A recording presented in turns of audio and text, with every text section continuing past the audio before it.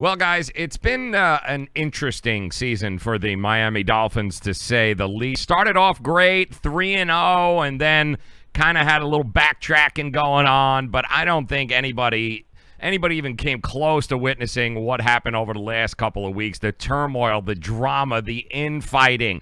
I'm going to try and make sense of it all, and I couldn't think of anybody better to bring on than the guy who covers them, although from a distance, and maybe that's the best thing. Travis Wingfield joins us via the Miami Acura hotline at Wingfield NFL. Travis, Jesus, man, it's like a soap opera with the Miami Dolphins, man. What's going on? What's new? I mean, pretty much since the time I can recall, that's been the case with this team. Pretty much ever since the Jimmy Johnson, Dan Marino situation.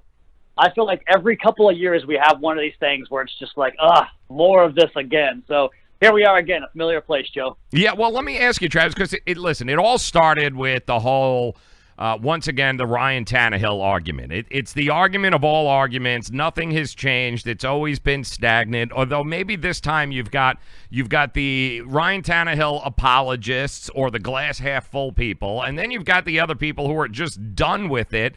And nobody seems to be able to get on the same page with Ryan Tannehill. Is he done? Is he not done? Where are we with him? Well, I know that everything in this league, maybe even in this country, is one, you have to be one extreme or the other. But I just continue to go right down the middle of that and just say he's not as good as people think he is, and he's not as bad as people think he is. And I think the biggest part of it all right now is just the injury concerns. I mean, this is a guy that, like you mentioned, he wasn't lighting the world on fire, although some people would say he was playing better than people gave him credit for. But when you add, a season-ending knee injury twice, and then a shoulder injury that who knows what's going to happen with it now. You just can't tack on that medical risk to a guy who really isn't elite and expect to get positive returns from that. So I think that where we are right now is just frustration over the lack of help for Tannehill. Yeah, and I guess maybe no answers, because we still don't know whether or not he's going to be able to Right. play again this year or not. I mean, what is your feeling? Do you think he's going to be able to, continue to play? Or listen, if they keep winning games, do you even need him to come back? Well, when they first announced that it was kind of like a day-to-day rest thing, and then we found out that he wasn't even throwing at practice, that was the first real big red flag to me, because this team has been very discreet and really, nondescript about their injuries. And we even saw, like, week one, for instance, with Josh Sitton, the left guard. They said that he had gotten banged up and he was day-to-day. And then we come to find out a day later he goes on season-ending IR. So I just don't think that they are very upfront about the medical stuff, and they don't have to be, so I guess good for them.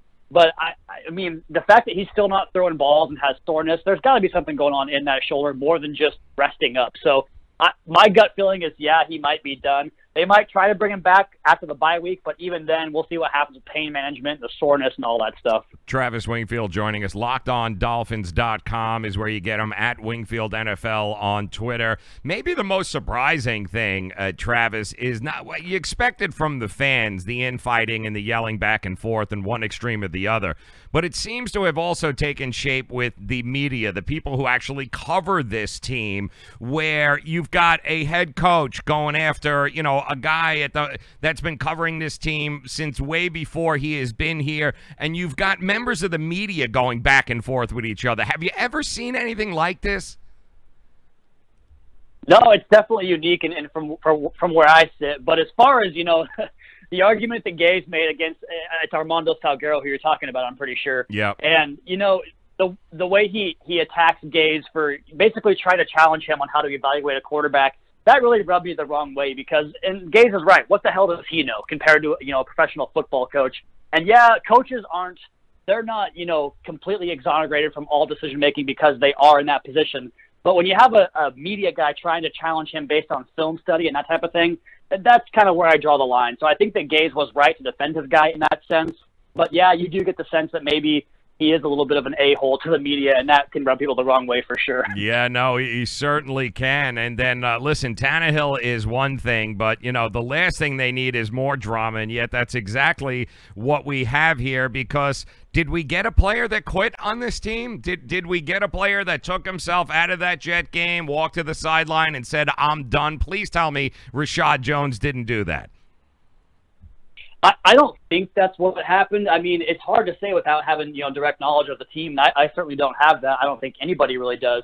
as far as how that situation played out. But I do think that there is something to be said about the communication issues in that secondary and the fact that they always have these breakdowns under Matt Burke going back to last season. And I think there's something to be said to that because this team just is more talented than what they have produced, and especially from a guy like Rashad Jones. He's not used to getting beat because he's an all-world type of player, and I think this defense has a lot of issues when it comes to the way they communicate things on that back end.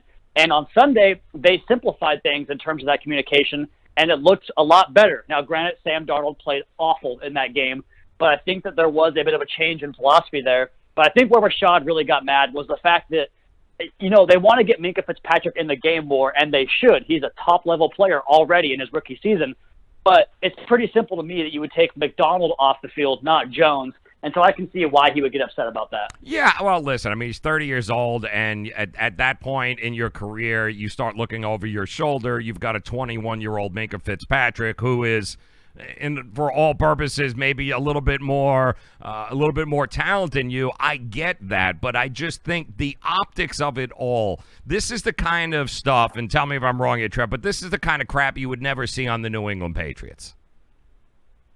Yeah, right. That's exactly right. And, you know, it's funny when it happens a year after they proclaimed there was a whole culture change situation going on. And I hate saying kind of going back to that, you know, blanket level type of analysis because the truth is, Joe, we don't know what's going on in between those walls.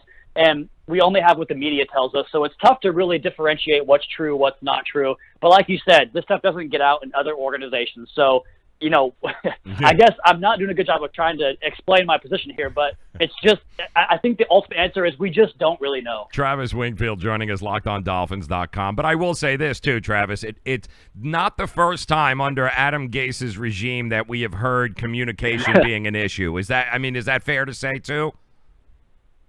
Yeah, that's totally fair. I mean, having a linebacker go AWOL the first game of the season last year, that was the weirdest one I've seen so far. And that was before the whole Chris Forster thing. So, I mean, it's strange. It's very strange, Joe. Where are we on the health of this team right now? Hey, listen, the bottom line is we got 5 wins. Yeah, all right? You're in position to be able to make a run for the playoffs, as crazy as it may be. The schedule gets a hell of a lot tougher than the New York Jets and a rookie quarterback. So where are we moving forward with this team? Start with the health. I mean, how healthy are we?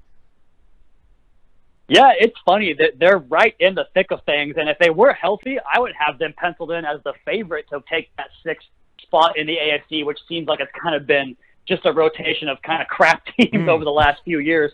And the Dolphins certainly obliged that 2 years ago.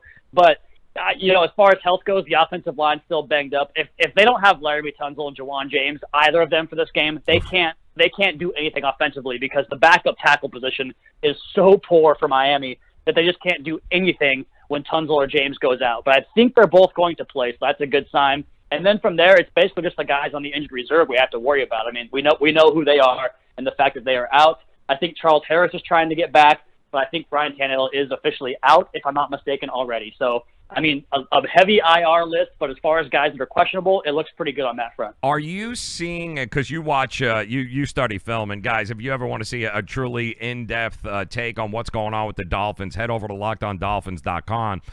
Are you seeing an improvement with Brock Osweiler? Is there anything to look at and go, you know, guys, he's getting better? You study the film, Travis. Does he look like he's improving? Unfortunately, quite the opposite. Oh boy! I think he's regressing in the worst way possible. And you know that's what you get from a backup quarterback. Usually they come in off the bench and they're kind of an adrenaline. And there's an old gambler's adage that the first game a backup quarterback comes in, for whatever reason, the rest of the roster elevates its play. And we saw that in the first game, even the second game against Detroit when they lost.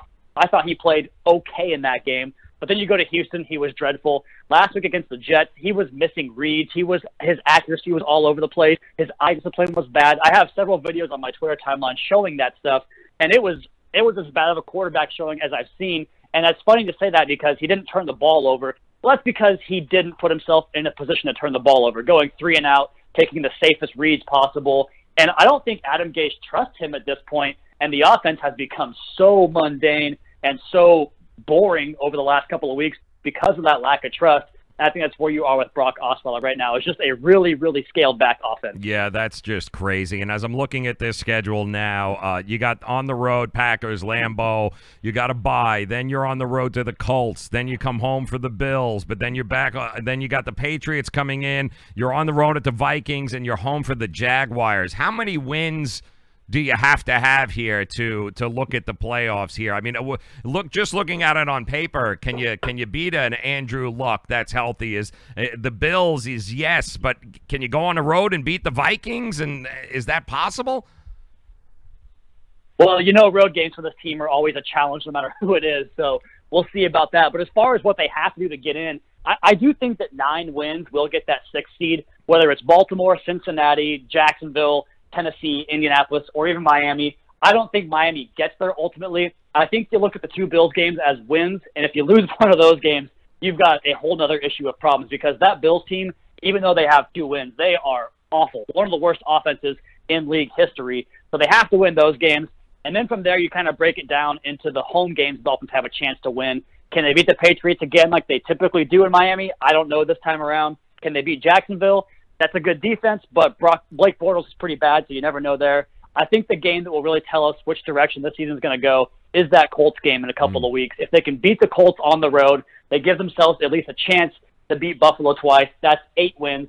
And if you can find a win against Jacksonville, New England, or Minnesota, that would be 9. Obviously a tough task, but that's kind of the path to the playoffs for Miami. Well, listen, it's Aaron Rodgers who's a little pissed off here coming off of back-to-back losses, going to Lambeau Field. But quite honestly, Travis, the best part about I shouldn't say the best part, the most consistent part of this Dolphins has been on the defensive side of the ball. You said they scaled things back. How much are we going to learn? How much should we read into what we see against Aaron Rodgers this weekend? So what they did against the Jets is not going to work against Aaron Rodgers because they ran a lot of these really soft zone concepts that really just opened up gaps in the middle of the defense, and Darnold just didn't see him, and he wasn't good enough to get the ball into those gaps. And you go back to the tape, and there was opportunities for the Jets offense all game, and they just didn't take advantage of it. Rodgers is going to be very different than that. You mentioned coming off the back-to-back losses. They are a desperate team. This feels like a total buzzsaw for the Dolphins this weekend. It certainly does. And I don't think enough can be said because we keep pointing out the flaws all over the place with this team. But maybe the most consistent player this team has seen all year long. Can we get some props for Kiko Alonso? Has the guy been playing out of his mind? I mean, we talked about him after the first couple of weeks, but he's a guy that is a high-motor guy, high-engine guy, but he seems to be bringing it each and every week here, man. Are you surprised on how consistent he's been? The thing about Kiko Alonso's game is a lot of the turnovers and takeaways, which are great. Don't get me wrong. Those are really, an aspect of a football team you have to have on a good team. But it does cover up some of his deficiencies in terms of, the run fits on defense. And, yeah, he's had a very good year, much better than I thought he would, a lot better than last year for sure. But not to kind of change the subject on you here, Joe, but I think that rookie linebacker Jerome Baker has shown the most growth and the most future potential of that group. He is really looking like a player that can help in all 3 phases of the game, whether it's coverage, rush, or run support, and I'm really excited about his future. Yeah, absolutely. Listen, they've got some really good key pieces on the defensive side of the ball. I think what's going to happen here moving forward, the success of this team is going to lie on the health of that offensive line. I know how cliche that is, but it really is the truth with this team. If this offensive line can get back and stay healthy, you give them a puncher's chance, don't you? Absolutely. I mean, look, Laremy Tunsil has been, by all measurements, one of the best left tackles in the NFL this year. You go back to some of the elite pass rushers that he has erased. He is really getting the job done. And you see the drop-off from him to Sam Young or Zach Stirrup. But, yeah, as long as they can – I mean, it's hard to say because the interior part of the offensive line just hasn't been good. I mean, Ted Larson was a tire fire last week, and I wouldn't be surprised if he got replaced at some point. But as far as the tackles go, yeah, this team basically relies on the health of Tunzel and James right now. Yeah, well, all right. I'm just going to say this now, Dolphin fans. All right, don't look into this weekend. All right, don't read a lot into it. As a matter of fact, if you never turn on the TV from now until Monday, you'll be good to go. No point in watching a pissed off Aaron Rodgers at Lambeau Field, and then you're going to get all crazy. Don't do it. You still got plenty of games that are winnable here moving on for the season, and who knows? I mean, stranger things have happened. Travis Wingfield, LockedOnDolphins.com. Go check it out. If you want to know what's going on with the Dolphins, you want an honest, level-headed opinion about what's going on, that is the place to go. Locked On Dolphins. Make sure you follow Travis at Wingfield NFL. Travis, don't get in any more brawls on social media. You just hang out. You keep being you, brother, all right? And we'll talk to you again soon. Hey, I appreciate it, Joe, and good luck on selling patience to an NFL fan. That's a tall hill to climb. I appreciate that. Travis Wingfield, LockedOnDolphins.com.